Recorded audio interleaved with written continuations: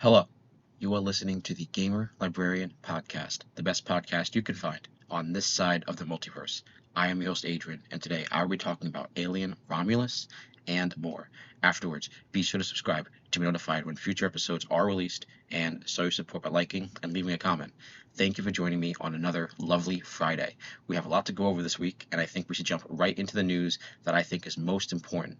So, right now we have some anime news that came out. One Piece has been showing off new bits of information regarding their remaster, their remake of the original anime. Now, I don't know how far they're going to go in terms of remaking that anime because I think the more modern stuff looks really good. I think up until like Dressrosa arc and the more modern stuff, all the animation looks really solid. But clearly, things that are much earlier, like before Impel Down, Alabasta, and the Grand Line stuff, the animation is clearly like dated to a degree, and I don't think that's terrible. I think the nostalgia of having the original animation as like a way to watch your media is really good.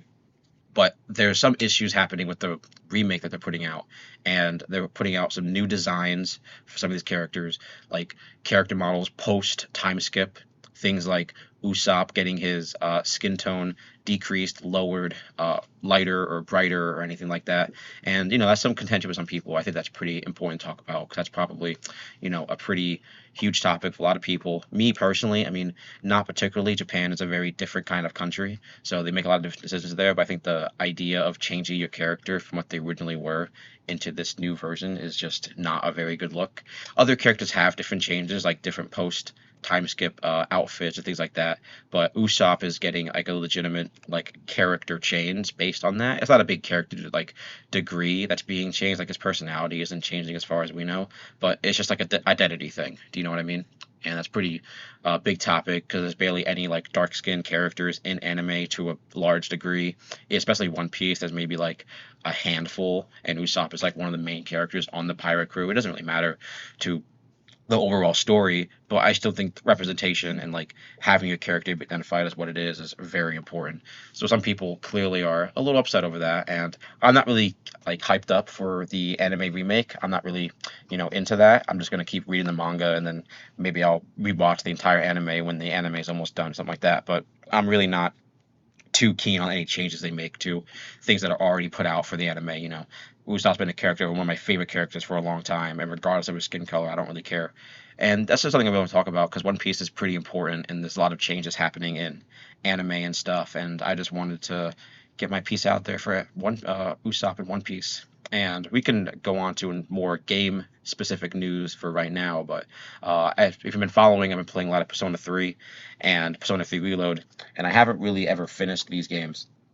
And as far as I know, Persona 3 Reload, the remake, doesn't have any of the DLC that like Persona 3 Portable or I think Fez got. Like they recently put out a new article reconfirming that the DLC for Persona 3 Reload that includes the female protagonist, I think it's like the expansion game, that they will not be including her in any way, which is really odd in my opinion, considering they're already making the DLC content that comes out in like September or so for Persona.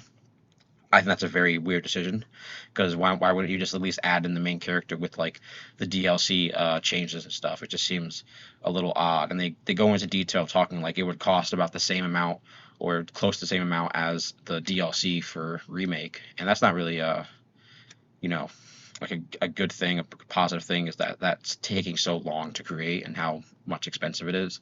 I think it's very odd considering how old these games are and like the material's already written there. You just gotta touch it up and make it in like the new modern engine and just kind of maybe add stuff. But I'm not really like keen on that. I think the whole idea of people with DLC and added content and like split content is not sitting well with some people. I'm a little disappointed. I kind of would have liked to have seen what the female protagonist stuff would have been like for Persona Reload, because then I would never would have to go back and do the original Persona 3 games. And now I kind of feel like I have to do if I want to experience the full game, which is like the female protagonist and like the DLC and all that stuff for Persona 3. I think that's very important because it's like they announced Persona 3 long ago, and you would kind of think that they would treat it like Persona Royale, where it's like an amalgamation of their new content and their base game. I'm not really sure the differences of like the original Persona 3 and its content, but I liked Persona 5, and Persona 5 Royale felt like all the additions that were in Royale were just integrated so well. Like you didn't even notice it was basically a new game until you got maybe about two-thirds of the way. It's like, oh, things are really changing with how you play the game. And I don't know. Persona 3, I've been having a lot of fun with it, playing it on and on when I can, trying to get as far as I can to the palaces and everything, but it's been pretty fun so far, and I'm just a little disappointed over not having to be able to play the portables, female protagonists and stuff like that, because that's a part of the game I was hoping to experience before I ever go and do things like Persona 4 Golden or replay Persona 5 or when Persona 6 comes out. I was even thinking of playing Shin Megami Tenshin or their Atlas's new game. They have some new, very Shin Megami looking style game coming out later on. That's like their newest type game, and it doesn't seem all that bad. I'm definitely intrigued, but I'm definitely disappointed over not getting like the full Persona 3 experience for their remake. I think that's a pretty big letdown in my opinion. So RIP to Persona 3's female protagonist. That's pretty sad. And in a little more game news, we got some more info on Dead Rising Deluxe Remaster, and apparently it looks great. And not only does it look great, but there is various control schemes that you could pick from the original, like original Dead Rising game, and then the new game, which is pretty cool. I don't remember the controls being all that, horrendous and difficult to, fight against or utilize, but maybe some people maybe didn't like it, and they might find like a better control scheme you could use. But I like Dead Rising. It's definitely a game that I think is one of the cooler Capcom games, and I wish that the franchise took a better turn. But maybe this remaster will be like the step in the right direction, the hard reset they need. I think zombie games maybe get a bad rap, but it's always just very easy to do and simple for video games. It's just to have like a big open world and just kill a bunch of zombies, and we don't have a lot of games like that anymore. They're very sometimes they're a little linear, sometimes they're too open, and I think Dead Rising is probably going to have a nice big mix of that. I hope it adds a little more openness to it, some new wacky stuff. There's a lot of cool, fun, wacky things you could do in the Dead Rising games that I don't think they need to forget about. It felt like they forgot about that in some of the later games, like Dead Rising 3 to a little bit of a degree, and then I didn't like 4 or whatever the other ones came out. But Dead Rising seems pretty good, for what they're showing off for now. I think Capcom's having a good idea of how to do their remakes and treat their older titles from the past, which is pretty cool. So definitely looking out for Dead Rising in the future. That's going to be really fun. And we had a fun game that was announced earlier this week. It's called BARKOUR. It's a stealth-based game where you play as a secret agent dog, which seems pretty cool, like 007, 009 style, as the article says, 009. And it's by the people that made the B simulator, Varsav Studios. Not a whole lot of gameplay. It's just like screenshots that I think are from like in-game stuff. So, things are subject to change and all that stuff. But it comes out next year, 2025, and I'm excited for it because, the game Stray was phenomenal. One of the coolest games ever, and they're putting that game on like the Switch and I think PC, which is awesome. So if BARKOUR is anything like Stray, I'm gonna have a great time playing it, and I'm super looking forward to it. I would think about playing Stray again just because that's a very chill game. Even if all the things you do in it are very minimal and stuff, it's very atmospheric, it's very chill, very lo-fi. I love it. It's one of the coolest little indie games that are out there. I made the purchase for the PS5, completely valid because it was free for like PSN subscribers at the time, so you could just play it with your subscription and then never have to worry about it again. And now you got to pay for it. I think it's maybe like 20 or 30 bucks now, depending on how you play it. But definitely worth the money. So looking out for BARKOUR because I love animals. That's gonna be fun. And some bigger news. One of the largest news I want to talk about was the announcement of Dragon Age Veilguard's release date and their editions, like their pre-order editions. Now, their release date is October 31st, Halloween, and that's pretty cool. That's a decent release date. Pretty early in terms of, them coming out, because I think that, what they've shown off so far is pretty minimal. And from what we've heard and what we've seen over the last few weeks and months about this game, it doesn't really invoke like promise to me from what they're showing. I mean, yeah, the game looks very pretty looking at some like screenshots right now, but overall, it doesn't feel like it has that Dragon Age vibe. They've had mentions of not being able to switch between your party members and stuff like that. And until that's like confirmed in game, I'm not really going to believe that. I just kind of find that that's a really bad decision. I think that's terrible, especially considering like party dynamics and then like what happens if your character dies in combat? Do you just have to restart from the checkpoint? Because in the other Dragon Age games, you just have your character faint and then you control another character, heal your dead character, or just finish the fight as the three. It's up to you, but I don't really think that not having that option is a good idea. But they did put out their pre-order editions, and they seem pretty basic. They have the base game, which is $70. That's super standard. However, the PC port is $60. That's pretty cool. So maybe I'll get it on PC, just save $10. And I'm not necessarily thinking of getting these deluxe editions just because they don't seem to offer anything like the deluxe edition, which is a $89.99 purchase, or $79.99 for PC. I think PC is just $10 short for every edition. That only comes with the deluxe edition only comes with 3 Rook armor sets, 7 Rook weapons, 7 companion armor sets, and seven companion weapons. So basically, the deluxe edition only comes with armor and weapons, which is super mid, and even the armor doesn't even look that good. They all have the same color scheme and all that kind of stuff, and it just seems like it's very basic. I'm not really keen on these deluxe edition pre-order bonuses when they're not really gonna feel like they're super important. There's not even like any mention of story DLC or something like that. People have always done that for Dragon Age games. There's been story DLC like in the past.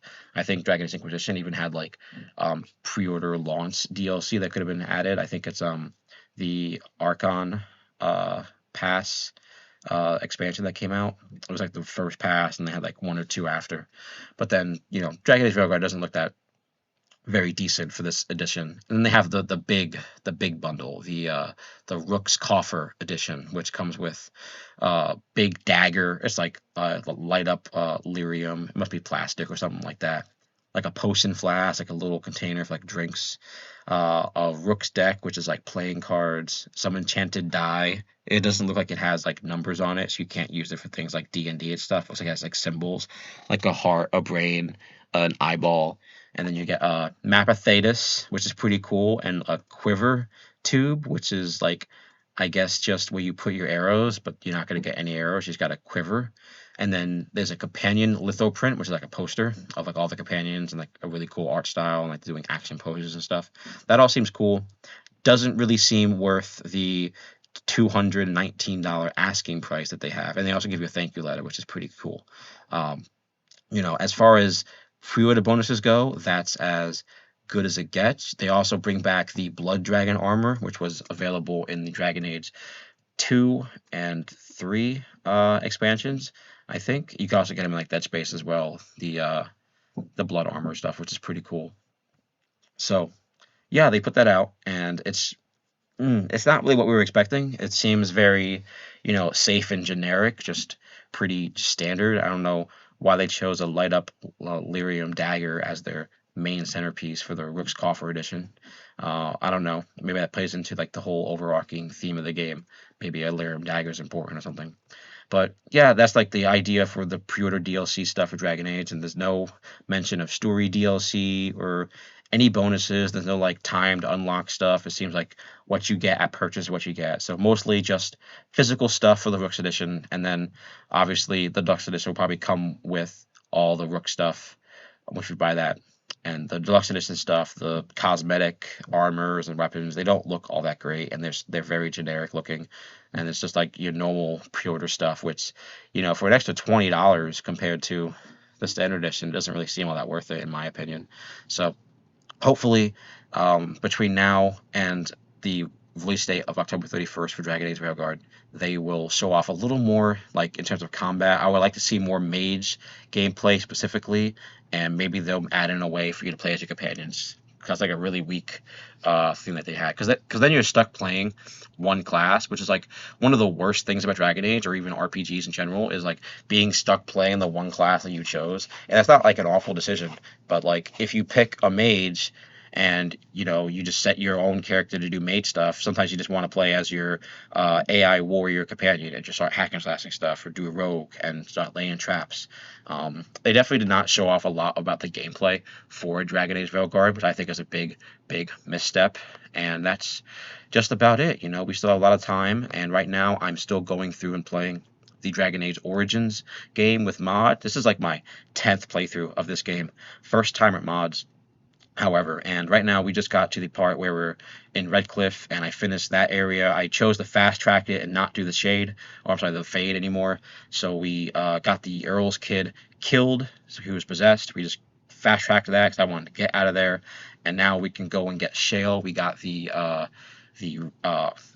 Obey Rod, or whatever it's called, which allows you to control Shale. Shale is like a DLC expansion for Origins, where you get a companion, like a golem companion. Awesome. Shale's one of the coolest characters, and especially when you get to hear more about her background, and there's even like some details about her in some later books and stuff, which I hope to get into in the future. Pretty awesome. And hopefully before Veilguard comes out, we can finish the Dragon Age games, but that might be a little tricky concerning time and stuff. I have a full-time job, planning a camping trip, multiple camping trips, and a whole lot of other stuff. So like trying to play these 60 to 100-hour RPGs all in this time frame is pretty difficult. Especially we have a whole bunch of games coming out. We have Wukong. Black Myth Wukong coming out. I get that confused with Wulong Fallen Dynasty. But we got Black Myth Wukong coming out and Space Marine 2 within 2 months. Like I think Wukong is this month, August, and then Warhammer is September. And that's pretty much it. I like those two games. They look pretty good, so I'm going to try and play them. But it's going to eat the time of Dragon Age. And, I've been doing a whole lot of this stuff. I've been trying to play this game I got on Steam called Deep Rock Galactic Survivor. This is a fun game. It's like a roguelite survival game, very much like that Vampire Survivor game, if you guys played that when it was popular like a year or two ago. And you just pick like a little dwarf dude who has like various weapons depending on the class you pick, and you get upgrades as you play. And it's a roguelike, so you die every time you lose all your stuff, and you got to restart all that. And I'm liking it. It's pretty easy.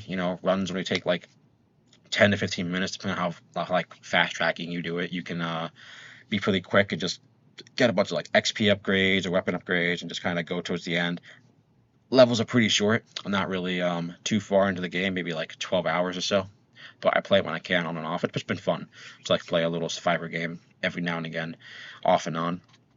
So that's what I've been playing for just, the last few days, that Dragon Age Origins and Deep Rock Galactic. That's basically been it.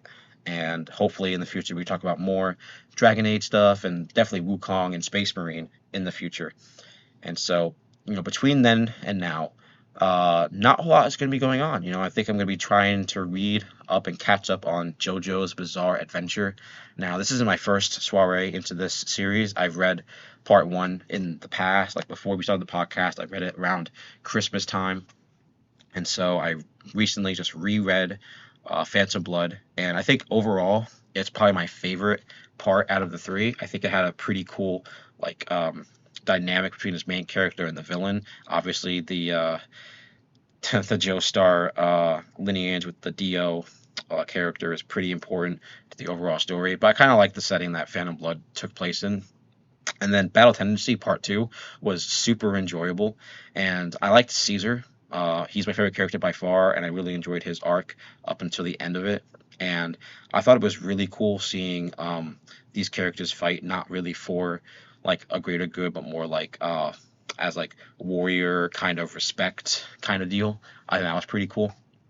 And then right now we are on Stardust Crusaders, and we are currently inside this Enya the Hag's mansion, her home, and they're fighting her and Hall the Horse. That's literally where they are right now. And we have Jean-Pierre Polnareff, whatever his name is right now the most interesting character out of Part 3. I'm hoping he survives, because he just kind of got revenge on one of his longtime rivals, or like his person who attacked his sister, which is pretty cool. Good for him. Really happy that he got to do that. That's awesome. And I'm excited to see how this part ends and gets into Part 3. or I'm sorry, part four. But the stand powers are definitely really cool compared to the ripple that we saw in the last two parts. The ripple was kind of just like a basic like power. You just kind of do it and like things happen. Like energy burst or just like rippling through like oil. You can like walk on stuff, which is pretty cool, or make things like have ripple transfer from like the oil to weapons and things like that. That was awesome. Like the chariot fight that happened in Battle Tendency was really interesting. I thought that was great. But the stand powers definitely offer like a nice uh, uniqueness to these fights. I mean, the fights are pretty unique already. They're if I don't know if I read JoJo or watched JoJo, they're pretty wild with how they do it fights. Yeah, they're pretty fun.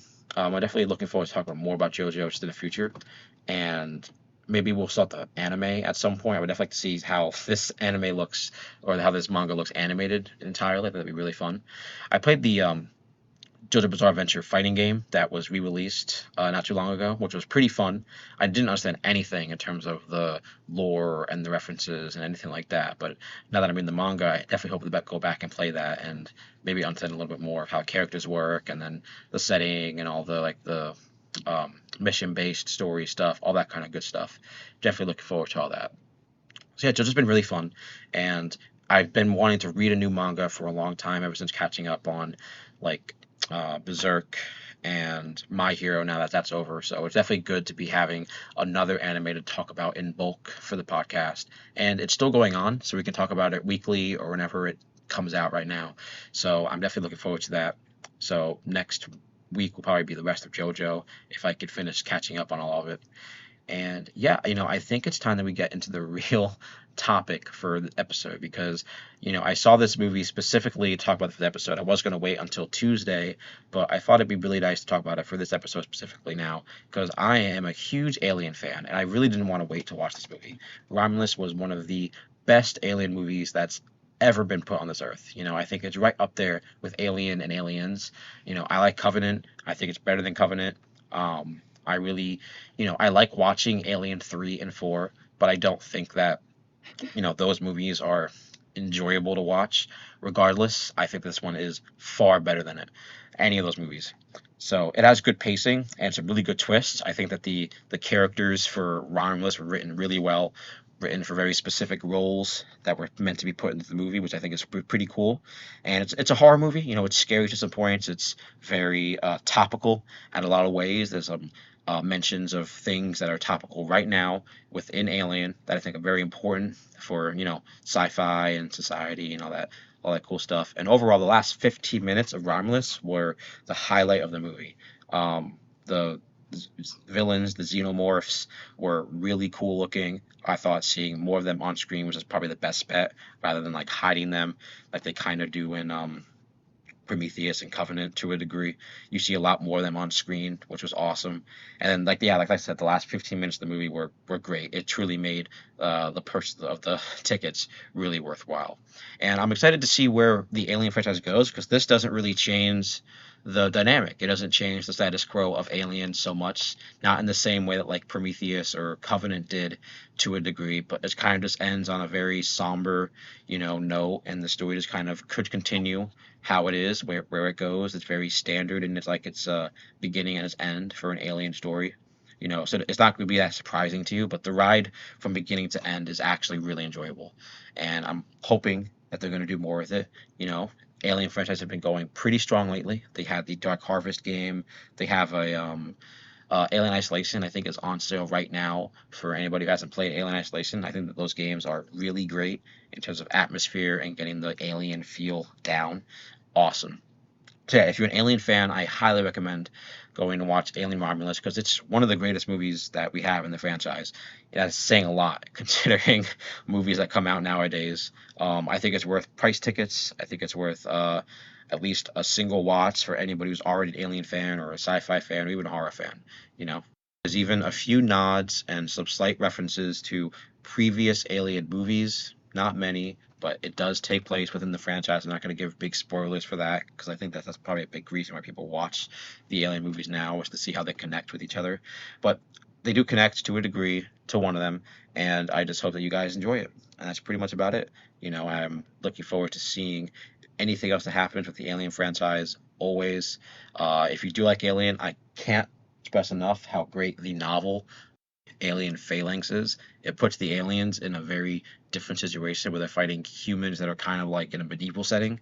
I'm not going to give big spoilers into the book, but I think it's really great. Humans are in like a feudal, very medieval setting for where they are. There's like castles and they use spears and shit to fight, and then they got to deal with aliens. So the idea is like trying to deal with aliens in like a very technological, decreased, limited type of space, rather than like being in like a place where like there's spacesuits and space guns and all kinds of stuff. I thought Alien Phalanx was one of the coolest books out there, especially in terms of an alien setting. It was awesome. So yeah, give Alien a watch. Look out for more JoJo. If you're reading JoJo, let me know what you like about JoJo down in the comments. If you're looking for Dragon Age stuff, please let me know, because there's definitely be more of that in the future. And this has been episode 46 of the Gamer Librarian podcast. Be sure to subscribe for updates on future episode releases. Leave a like and comment on what games or books I should talk about in the future. Thank you, and see you next time.